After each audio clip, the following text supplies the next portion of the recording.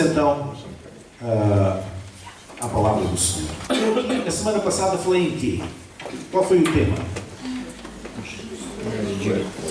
Vitória. Falámos aqui sobre o quê? Sobre a conquista de Jericó, a cidade de Jericó. Sobre como Deus deu a vitória. Pois hoje vou falar do contrário. Hoje vou falar de fracasso. Porque o fracasso também faz parte da vida. Porque nós também aprendemos com o fracasso, porventura mais do que aprendemos com o sucesso. E é inevitável. Essa coisa do super crente, de nunca falhar, estar sempre por cima, isso é uma brincadeira de mau gosto. Isso é uma ilusão, isso não é bíblico. Se vocês olharem para a história de todas as grandes figuras bíblicas, todas elas tiveram momentos de dificuldade, todas elas enfrentaram com lutas, todas elas falharam em algum momento, à exceção de Jesus. Amém? Porque Ele é Deus. E portanto o fracasso tem alguma coisa para nos ensinar. Josué foi chamado por Deus para uma tarefa. Depois Deus deu-lhe uma estratégia. Enfrentou o primeiro grande teste, foi a passagem do Jordão com todo aquele povo. Depois, no primeiro acampamento, para lá do Jordão, em Gilgal, Deus estabeleceu uma aliança com o povo de Israel, do antigo Israel.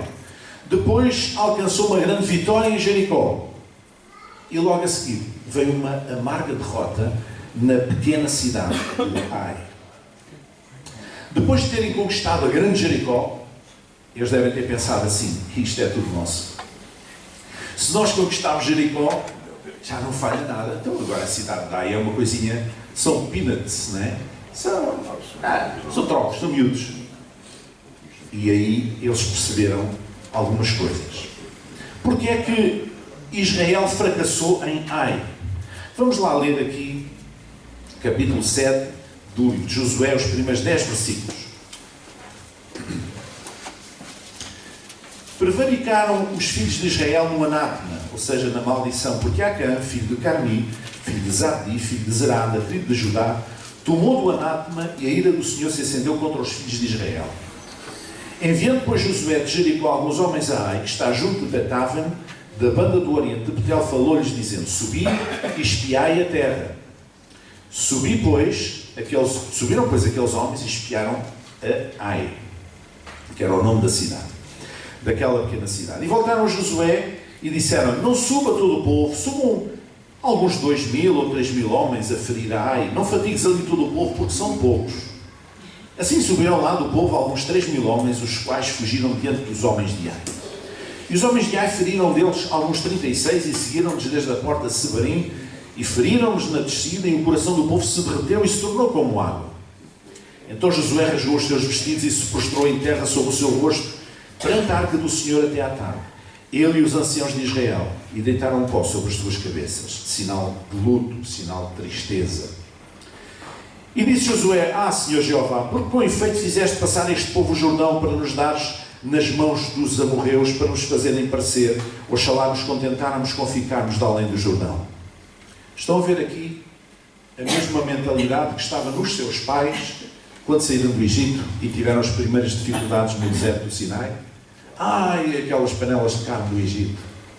Estão aqui a dizer a mesma coisa. Os filhos, a nova geração, está a dizer a mesma coisa. Devíamos ter ficado para além do Jordão, devíamos ter ficado no deserto em vez de vir aqui.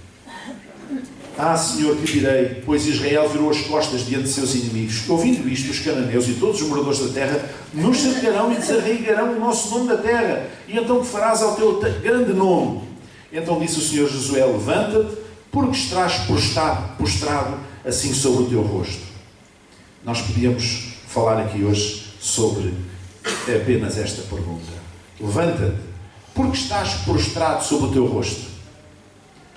Tantas vezes nós nos sentimos abatidos, prostrados, e esquecemos que Deus continua no controle. Porque é que Israel fracassou em Ai? Porque desobedeceu à direção de Deus, preferindo confiar na sua própria avaliação e nas suas próprias forças. Diz que, e por causa do pecado também, a ira do Senhor se acendeu contra eles. Porque é que era importante Israel falhar em Ai, ser derrotado, fracassar? com uma cidade tão pequena, que eles nem se deram ao trabalho de mandar todos os seus militares de Israel para conquistar a cidade. Mandaram só meia dúzia, pensando, são meia dúzia de gatos, a gente papa aquilo no estante, não tem problema. E no fim foram derrotados e foram feridos. Porquê? O povo precisava de aprender a confiar mais em Deus do que em si próprios. Amém? Porque eles enviaram espias lá, e eles vieram e disseram: José, não vale a pena a gente estar a amassar o pessoal, a cansar o pessoal, manda só meia dúzia deles, eles resolvem aquilo na boa. Então a gente tomou Jericó assim, a estalar os dedos e com um grito, e portanto aqui a gente também é pouca coisa, a gente resolve aquilo. Eles resolveram confiar mais neles do que Deus, na sua força. Nem empenharam todas as suas tropas, nem empenharam todos os seus homens de guerra. Apenas meia dúzia. Porquê? Porque eles confiaram na sua força. E eles precisavam de aprender a confiar mais em Deus do que em si mesmos. E esta foi a grande lição, a primeira grande lição que Israel teve em Ai. Precisavam de aprender a confiar em Deus. Era Deus que lhes dava as vitórias. Não eram eles. Era Deus que lutava por eles. Amém? Por outro lado, o povo precisava de aprender a lidar com o insucesso, ou seja, com o fracasso. Diz aqui, como nós acabámos de ler, que o coração do povo se derreteu e tornou como água. É muito curioso que é exatamente a mesma expressão que é usada sobre os habitantes de Jericó quando eles ouviram falar que o povo de Israel estava para atravessar o Jordão.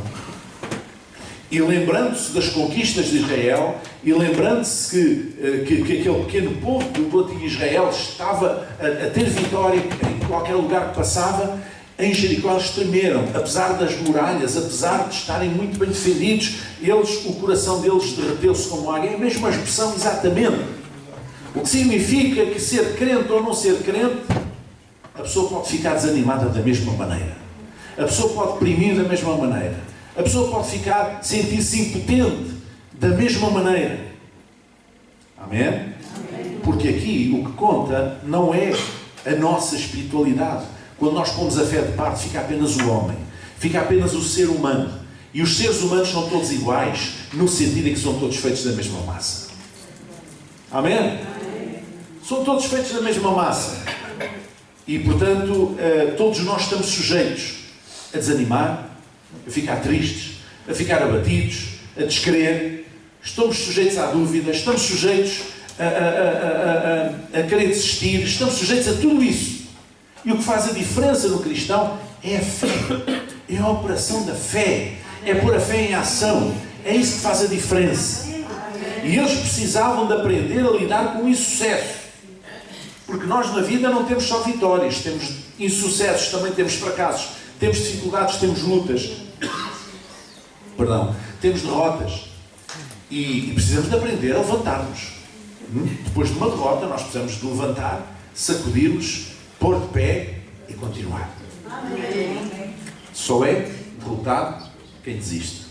É uma frase que se costuma dizer e muito verdadeira. Só é derrotado quem desiste. Quem está disposto a lutar, quem se levanta para lutar, não está derrotado. Amém? Então eles precisavam de aprender também a lidar com o insucesso, com o fracasso. Não é só... E nós com o fracasso aprendemos mais coisas do que com a vitória. Porque com a vitória nós pensamos que está tudo bem.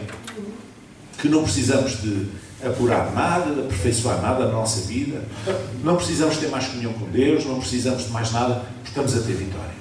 Mas quando vem o fracasso, quando vem o insucesso, aí nós começamos a refletir e começamos a olhar com outros olhos e começamos a perceber porque é que eu falhei, porque é que isto falhou, porque é que não aconteceu desta maneira como eu perspectivava. Será que as minhas expectativas eram muito altas? Será que eu dei um passo acima, além da perna? Será que Deus não estava nisso? Será que eu estava na minha força? Nós começamos a refletir e chegamos a algumas conclusões.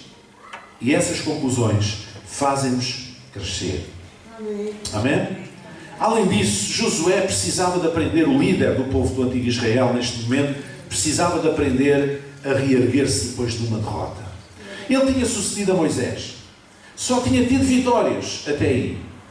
E agora precisava de enfrentar uma derrota. A sua liderança precisava de ser testada.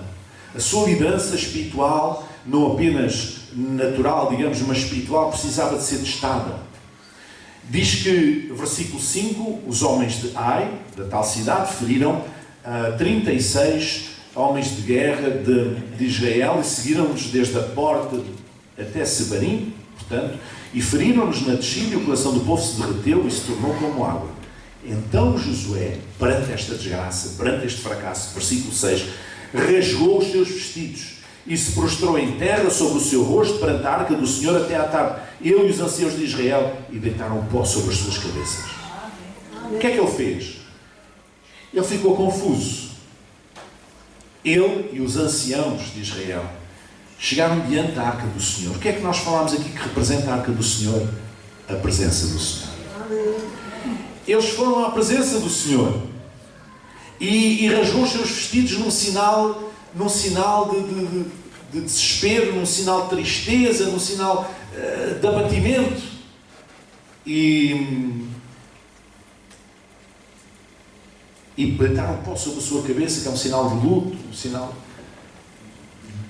de depressão, digamos assim. Eles ficaram... Aquela derrota foi tão surpreendente, tão inesperada, que eles ficaram em estado de choque. E o próprio líder do povo de Israel, perante aquela derrota, não soube comportar-se. Ou seja, ele, perante o povo que estava, cujo coração estava derretido como água, como diz aqui, ele também teve a mesma atitude. Ele ficou, mas ele teve uma coisa boa, ele foi à presença do Senhor.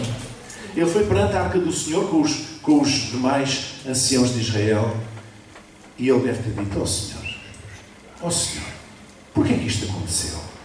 Ó Senhor, porquê é que tu permitiste que isto acontecesse?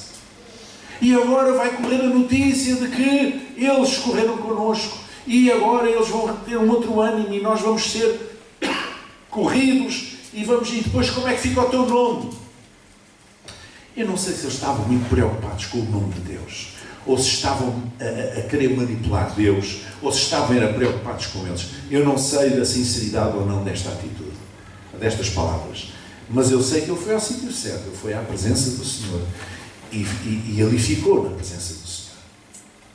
E muitas vezes é isto que nós temos que fazer quando somos derrotados, quando lidamos com um fracasso inesperado, é ir à presença do Senhor. Ó Senhor, olha, estou aqui, estou completamente destruído, estou completamente desanimado, sinto-me em baixo, sinto-me sem forças. Ó Senhor, eu venho aqui à tua presença, fala comigo, quero ouvir a tua voz.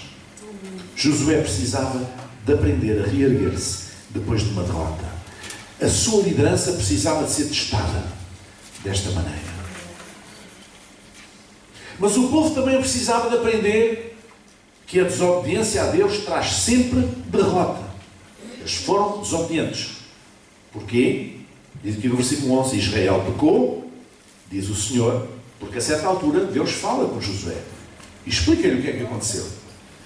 E porque Josué não sabia. Israel pecou e até transgrediram o meu conselho, a minha aliança que lhes tinha ordenado, e até tomaram do anátema da maldição, e também furtaram e também mentiram, e até debaixo da sua bagagem o puseram. Pelo que os filhos de Israel não puderam subsistir perante os seus inimigos. Viraram as costas, quer dizer, fugiram perante os seus inimigos, porque estão amaldiçoados. Porque tomaram do despojo de Jericó, que eles não podiam fazer. E Deus avisou. Ninguém podia tomar do despojo de Jericó. Apenas o ouro e a prata, que seriam para a casa do Senhor para ser derretidos e depois fundidos nas alfaias religiosas da casa do Senhor. Mas das roupas, dos utensílios, dos bibelôs, enfim, tudo o que fosse de Jericó, isso estava amaldiçoado. O povo não podia tocar. E eles transgrediram. Pelo que os filhos de Israel não puderam subsistir, versículo 12, perante os seus inimigos, viraram as costas diante dos seus inimigos, porquanto estão amaldiçoados. Não serei mais convosco, se não desarraigardes o anátema, a maldição do meio de vós. Levanta-te, santifica o povo e disse: santificai-vos para amanhã, porque assim diz o Senhor, Deus de Israel: anátema há no meio de ti, Israel. Diante dos teus inimigos não poderás suster-te. até que tires o anátema no meio de vós. Amanhã, pois, vos chegareis, segundo as vossas tribos, e será que a tribo que o Senhor tomasse se chegará, segundo as famílias, e a família que o Senhor tomasse se chegará por casas, e a casa que o Senhor tomasse se chegará homem por homem, e será que aquele que for tomado com anátema será queimado a fogo, ele e tudo quanto tiver, porquanto transgrediu o concerto do Senhor e fez uma loucura em Israel. Israel precisava de aprender que a desobediência a Deus traz sempre derrota. Pode não vir logo, pode não vir no momento, pode não vir no dia a seguir, pode não vir na semana a seguir, mas a desobediência a Deus traz sempre derrota. E Josué precisava de aprender uma outra coisa, que um Deus santo não pode manter aliança com um povo impuro e desobediente. Como diz aqui no versículo 15, santifica-te. Santifica o povo e diz, santificai-os para amanhã, porque assim diz o Senhor. Eles tinham que se santificar, porque a maldição tinha entrado dentro do arraial. Israel precisava de aprender que era um povo separado. Diz aqui no versículo 20, respondeu Acã a Josué e disse, verdadeiramente pequei contra o Senhor Deus de Israel e fiz assim e assim. O que é que aconteceu? Aconteceu que este senhor chamado Acã, que era um dos militares dos homens de guerra de Israel, ao contrário, em desobediência à orientação de Deus, ele tomou para si algumas peças do despojo da população da Babilónia. Tomou para si o do anátema, aquilo que era maldito. O que foi o despojo? Uma capa babilónica e mais umas coisas de ouro e prata. Ou seja, ele foi tentado a trazer para si, tanto que depois escondeu, tanto que ele sabia que estava a fazer mal, escondeu na sua tenda, por baixo do tapete da tenda, fez uma cova e escondeu lá aquelas coisas, pensando que ninguém via, mas Deus vê. Deus vê. E trouxe a maldição para dentro do arraial, para dentro do acampamento de Israel, para dentro do povo de Israel, e foi ele o causador direto daquela derrota. Aquela derrota inexplicável. Não passava pela cabeça de ninguém que o povo fosse derrotado. Em condições normais, podíamos dizer que a avaliação dos espias que foram a Ai até estava correta. Em princípio estaria correta. Não era preciso ir lá os homens todos, os militares todos do povo de Israel. Bastava-nos quantos que a cidade era pequena. Eles tomavam aquilo bem, em termos normais. Só que havia aqui uma outra coisa. Eles esqueceram-se do plano sobrenatural. Isto já não sabia que havia maldição no arraial. Porque Acã escondeu aquela maldição. O despojo que tomou contra a palavra de Deus, contra a orientação de Deus, Acã escondeu, não disse a ninguém, escondeu na sua tenda. E quando se começou a trazer as coisas à luz, primeiro ver qual era a tribo onde estava a maldição, e Deus foi sempre indicando, depois qual era a família, depois qual era não sei o quê, e depois qual era o clã, depois qual era a família, etc. Até qual é o homem, até que Acã confessou, disse, fui eu que pequei. Ele tinha trazido então uma capa babilónica. Isto fala-me de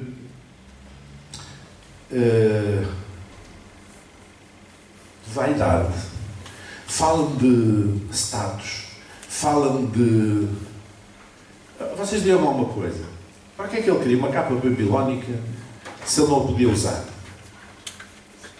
Ele foi escondê-la porque ele sabia que aquilo era contra... Seria para vender e fazer dinheiro? Ou seria para mais tarde, pensando ele que depois já ninguém se lembrava, ia depois andar com uma capa? Onde é que arranjaste isso? Qual foi o boutique onde compraste? Olha que giro! Realmente, isso é uma categoria. Hein? Há pessoas que gostam de mostrar muita coisa.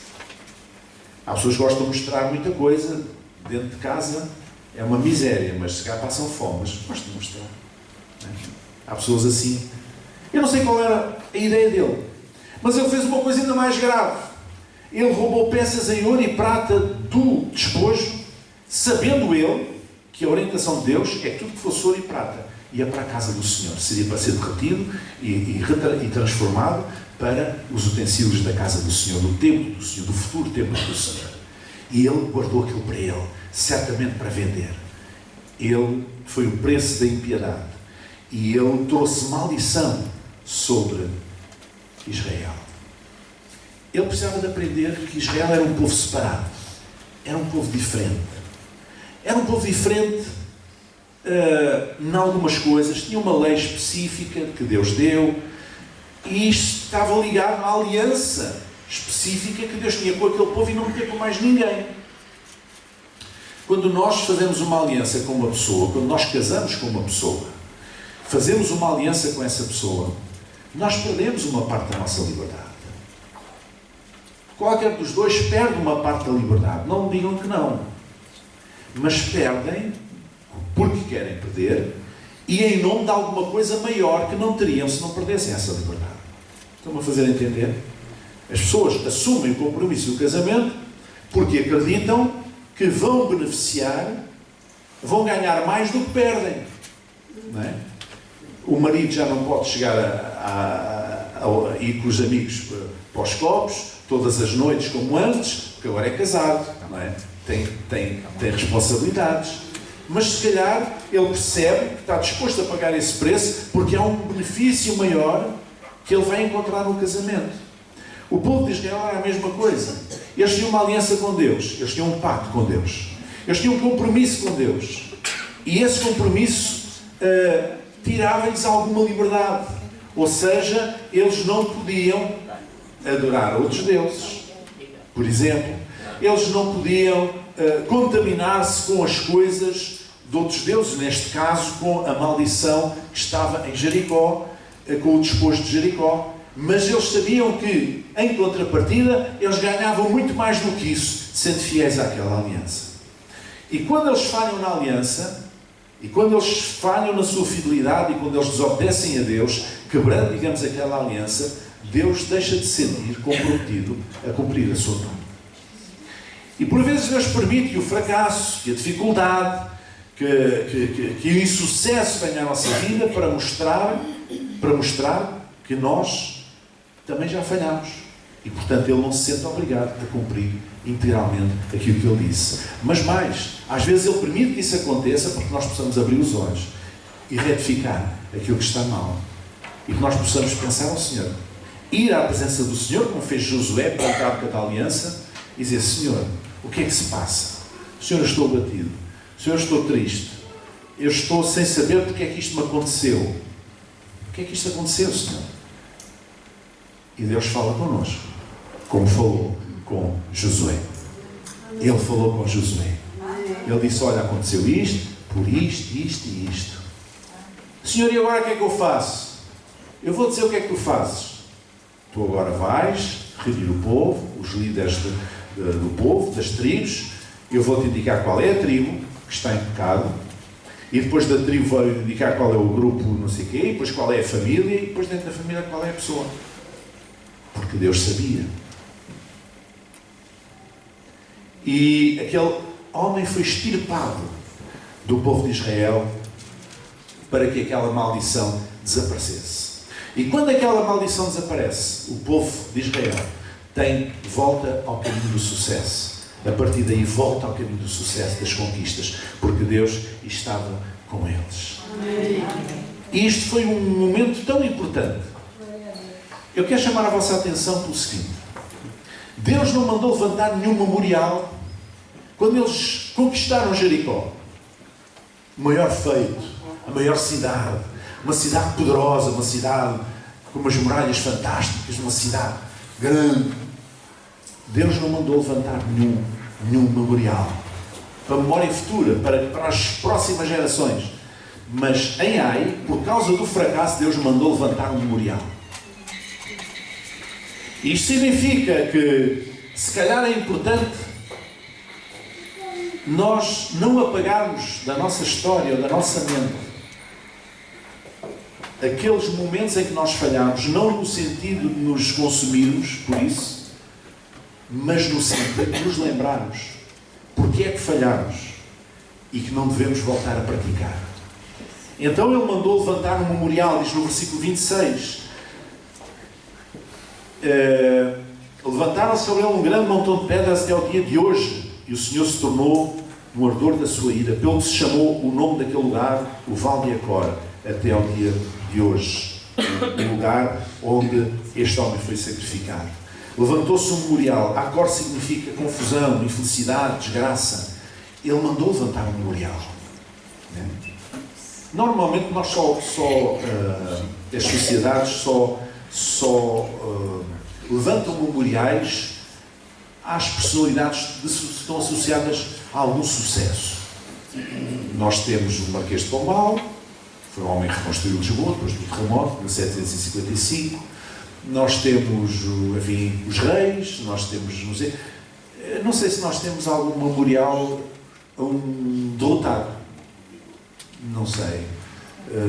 Mas não tenho ideia, dá-me ideia que não. Os memoriais é para os heróis, para o sucesso, para as vitórias.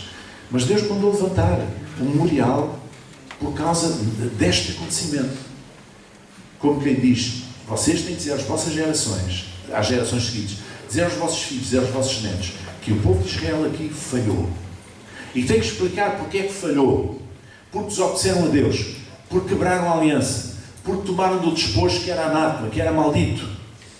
E depois disto, mais tarde, eles vão saber que Deus vos deu a vitória depois de vocês terem extirpado, retirado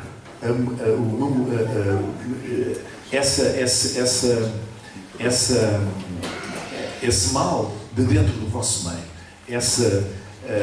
Aquilo que nunca devia ter acontecido. Por vezes o fracasso é a chave para nós crescermos e para nos voltarmos para Deus. Quem tem uma experiência de vida sabe que, ou de fé, sabe que a vida não são rosas, nem tudo são rosas, nem tudo corre bem como nós queremos, nem tudo corre exatamente da mesma maneira como nós queremos. Nós sabemos isso, e a vida ensina-nos isso. Às vezes nós apanhamos pela proa com coisas que não gostamos, que não estávamos à espera. Mas o caminho é sempre este. Irmos à presença do Senhor. Senhor, eu estou triste. Senhor, eu estou abatido.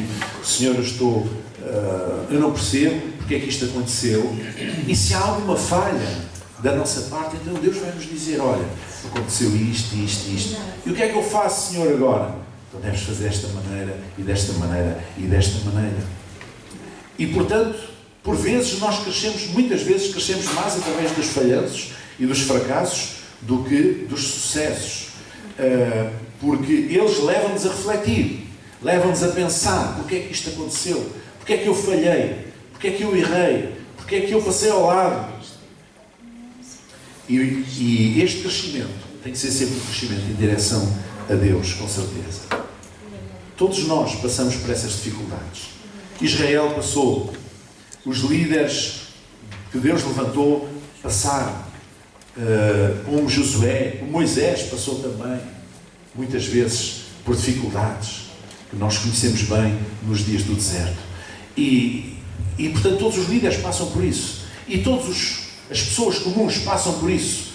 Quem é líder na sua casa, quem é líder em qualquer lado, ou quem não é líder, mas qualquer pessoa passa por dificuldades, passa por insucessos, passa por fracassos. Essa coisa de dizer de super crentes, eu não acredito nisso, nunca acreditei, não acredito, isso é falso. Não há super crentes.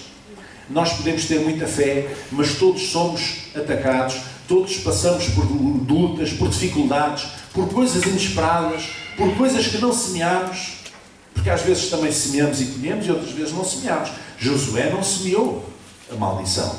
Quem semeou a maldição foi Acã e trouxe maldição sobre todo o povo de Israel. E Josué não sabia, ninguém mais sabia, apenas ele sabia. Mas quando ele foi junto do Senhor saber o que é que se passava e abrir o seu coração, Deus mostrou-lhe aquilo que tinha acontecido. Ou por outra, Deus disse-lhe, aconteceu isto assim, e agora o que é que eu faço, Senhor? Eu não sei quem foi, mas eu vou-te dizer, vais fazer desta maneira, e desta maneira, e desta maneira.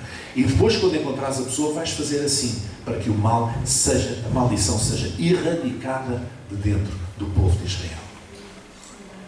Nós temos um lema na associação, na Jubileu Mais, que é chamada para servir. podia ser chamada para abençoar, por exemplo.